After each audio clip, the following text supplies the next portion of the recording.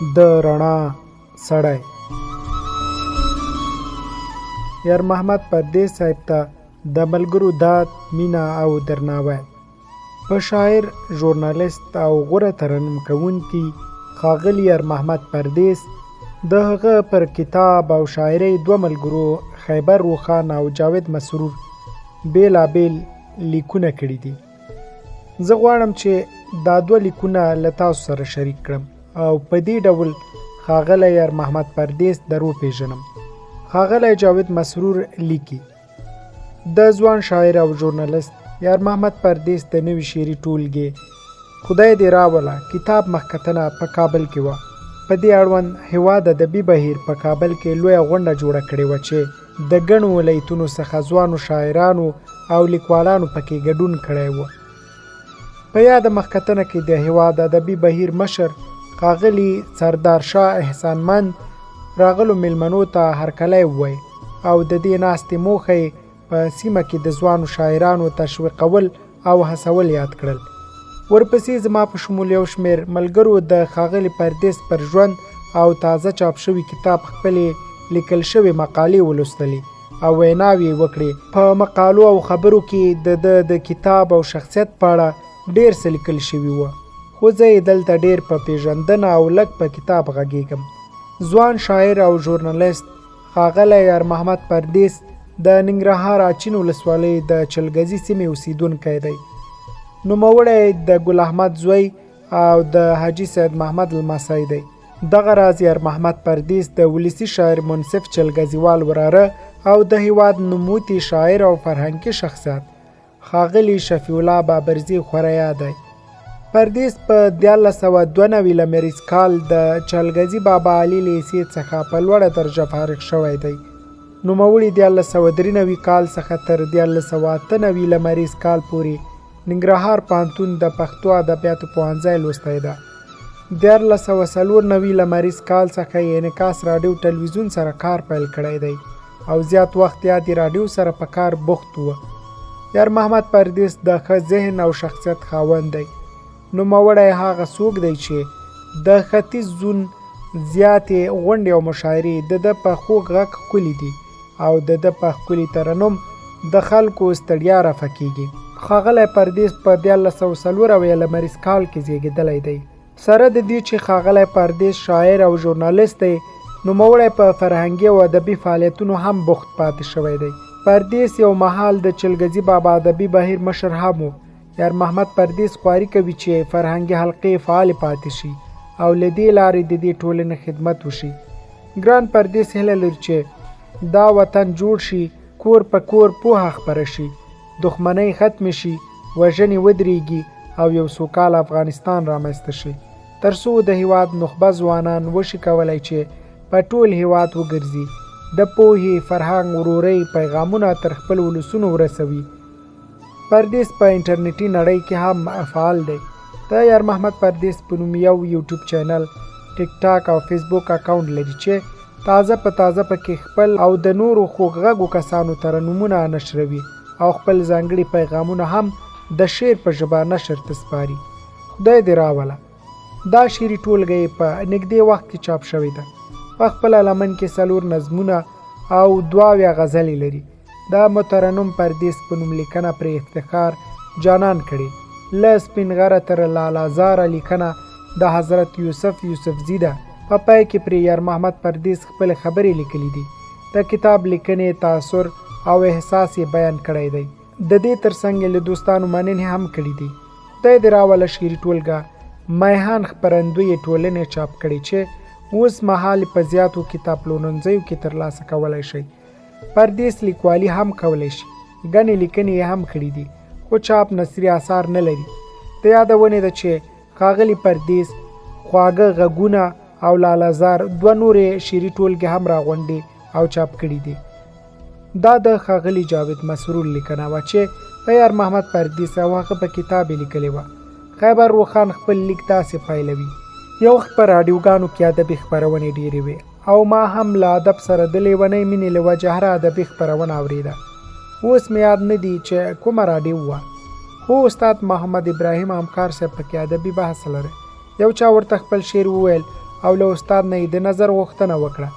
استاد په شعر خبرې شروع کړې.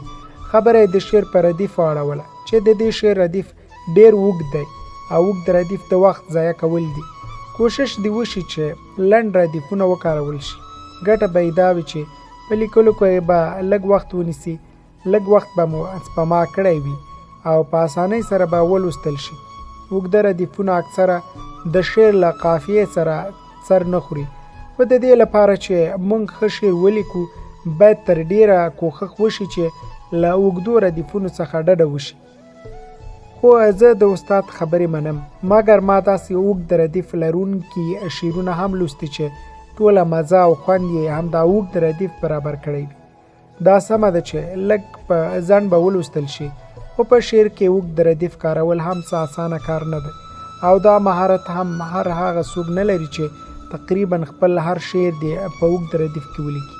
مګر ما ولیدل او ولوستل چې داسې زلمي شاعران هم شته چې ټوله شاعري هم د اوږدو ردیفونو خوندوره کړې ده او د هر شعر ردیف یې نوې خبرې وي. په ځان مغرورې غواړم زړه درنه راټول کړمه، زما تربورې غواړم زړه درنه راټول کړمه. قسم دی یو لحظه مې هم له ذهنه نه وځي، خو له مجبورۍ غواړم زړه درنه راټول کړمه. د دې شعر ردیف ډېر اوږد دی. د استاد همکار صاحب خبره چې لیکلی هم وخت نیسي، ویلی هم اوږد وخت نیسي او د کاغذ په مخ هم ډېر ځای نیسي. خو که په کوم شعر کې همدا ردیف د شعر مکمل نیم بیتي شي او قافیه د همدې له منځه یا له اخري برخې وټاکل شي، نو اول خو امکان نه لري او که بیا هم امکان پیدا کړي بیا به د شعر خپل خوند له لاسه ورکړي. کله کله څه چې ډېر وخت اوږد ردیف شعر ته خاصه ښکلا ورکوي.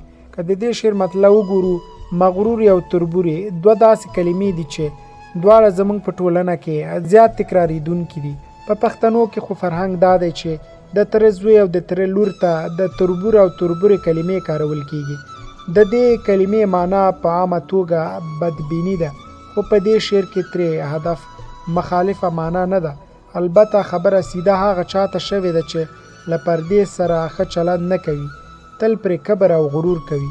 کله کله سړی ځینو کارونو ته مجبور شي چې ترسره یې کړي. مثلا زه خپل شهید ورور تل یادوم او تل ورپسې وخت کې تویوم او حال دا چې ما ته دا کارونه کومه ګټه نه لري غیر له دې چې تاوان راته رسوي. خو دلته مجبور یم چې هغه هیر کړم، که نه د هیرېدو نه دی. یادونه او خاطرات یې راته تل په ذهن کې وي، مګر زه مجبور یم چې هغه هیر کړم.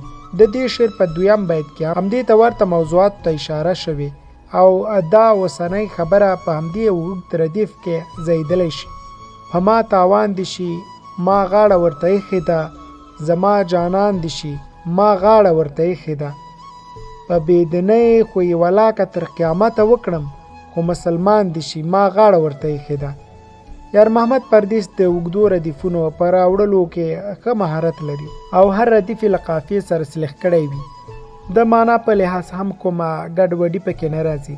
خو د کوم شاعر پام ورته نه دی شوی چې په شعر کې داسې د ردیف په ډول وکاروي. د شعر په تخنیکي اړخونو کې کومه خبره نشته او بیتونه یې ښه روان لیکل شوي دي. کومه ګرامري تېروتنه هم نه لري. خالي دومره ده چې له ردیف مخکې کلمې لږې تکراري دي، خو په اوږد ردیف راوړلو کې کارول هم څه اسانه خبره نه ده. څو نور بیتونه هم لولو. د زندګۍ ارمانه خدای خو دې پوره کړه زیاتي، د زندګۍ ارمانه خدای خو دې پوره کړه زیاتي، د ماسټرۍ ارمانه خدای خو دې پوره کړه زیاتي. یو زه نو څه یم خدایه ور مې کړه او ښه مې ورکړه، د لیونۍ ارمانه خدای خو دې پوره کړه زیاتي.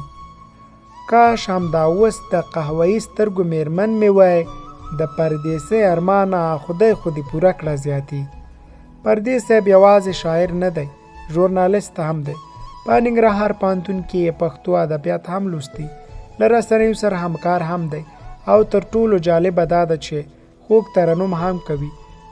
د جذاب غږ مینوال هم زیات دي او دی هم په غونډو او مشاعرو کې د خپلو مینوالو هیله پوره کوي او د خپل غږ خواږه وربخي. له پردیس صاحب نه هم اوس او هم په راتلونکي کې د ښې شاعرۍ تمه کیږي. خدای دې راوله یې لومړۍ شعري ټولګه ده او زه هم خپله دا لیکنه د همدې شعري ټولګې په همدې نوم چې د شعر ردیف دی ختموم. بیخي اشد د ضرورت دی خدای دې راوله بیخي اشد د ضرورت دی خدای دې راوله په ما دا څو ورځې قیامت دی خدای دې راوله. یار محمد پردیس ډیر وخت د شمشاد ټلویزیون خبریال و او اوس مهال ښاغلی یار محمد پردیس په فرانسه کې اوسیږي او په پردي وطن کې د مسافرۍ شپې او ورځې تیروي.